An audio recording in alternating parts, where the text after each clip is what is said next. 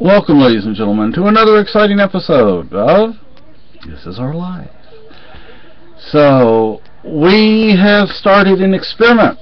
We are dehydrating combs. Actually, no, we're dehydrating potatoes. We get a lot of potatoes from the kitchen. They'll give us a 5-pound bag every week. Yeah, 5-pound bag every week. Now, they have a lot of carbs, so the thing is they're great survival foods because they're filling. And we have is it Ronco? Yes. We have a Ronco food dehydrator. It's the first time we've used it. It has 3 trays, and we chopped up some potatoes, used cheesecloth because the potatoes were chopped up smaller than the holes in the trays were. And we spread them out, and I don't know how many potatoes we did, but not very many. But we maybe both at least a dozen, I would think. About a dozen. About a dozen. So we're experimenting. Small potatoes, too. Yeah, they're small potatoes, very small. We will see what happens. They're not new potato size, but just small. Small, yeah. It's like people don't buy those at the store, so the store donates them because they're so small. Although we do have a bag in there with potatoes that are about medium size, and I think another bag with some large ones in it. Well, yesterday they had the larger potatoes, but they were loose. You know, they had them. I don't know. I guess somebody from a grocery store gave them a bag of potatoes or something. We also have carrots and onions to dehydrate. Yes, we got those coming out our ears too. Yeah. So the thing is, my wife doesn't really like onions a whole lot. I do, but well, I like them soft when their texture is soft and cooked. You see, I like raw onion, like on my enchiladas and on my tacos, and. Well, you can blame that on my mother and father eating raw onions like an apple in front of me. Ooh.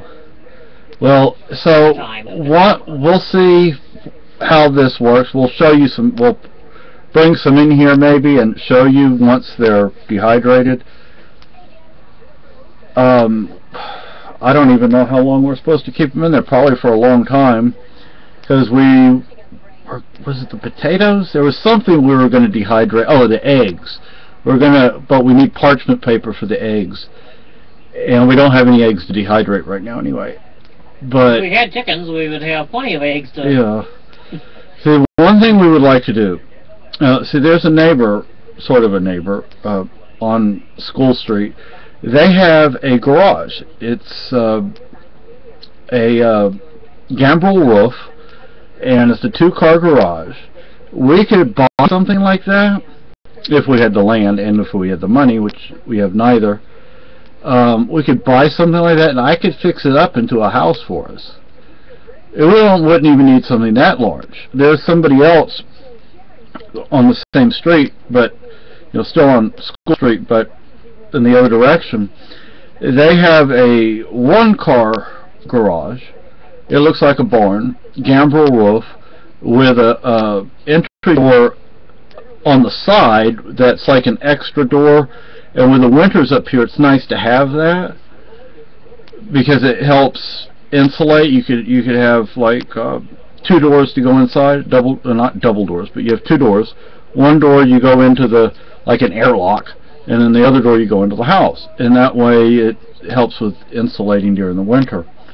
In the summer, of course, you want as much, how do you say? Airflow as possible, ventilation, circulation. So that would be a good reason to actually have a garage door on the front. But you have a screen there. You can open the garage door in the summer and keep the screen right there. But we'd like about 5 to 7 acres, maybe 10 or 15 at the most. Although we'd be more than happy to get land that's more than that, but 5 acres would be perfect, I think. 5 to 7 acres. And I could fix the place up. And we could have chickens, have some goats, dairy goats, and I don't know if we'd want Angoras, but we'd want to get some goats, some fiber goats, so my wife could have some fiber without having to buy it. It'd be nice to have enough land so that livestock could graze freely without having to really feed them too much. And we'd have a garden using the grow biointensive method, or whatever it's called now. You need about 2,000 square feet for a family of 4 or 5. It takes some time to get to a yield, and that actually to get to that much of a yield for a family that size and that small of a space. But you know, we could also grow some food for the livestock, the chickens, the goats. Now you cannot, I don't know why, but supposedly Angoras are not good as dairy goats. I don't know if the milk tastes bad or if it what, but anyway, so we could have some. Well, maybe because the fiber takes so much out of their body that they need the nutrients and such for the milk. Could be. So anyway, we will get back with you in like 12 hours. Well, we'll be in bed in 12 hours, but once we have the potatoes done, we'll let you know. Bye-bye.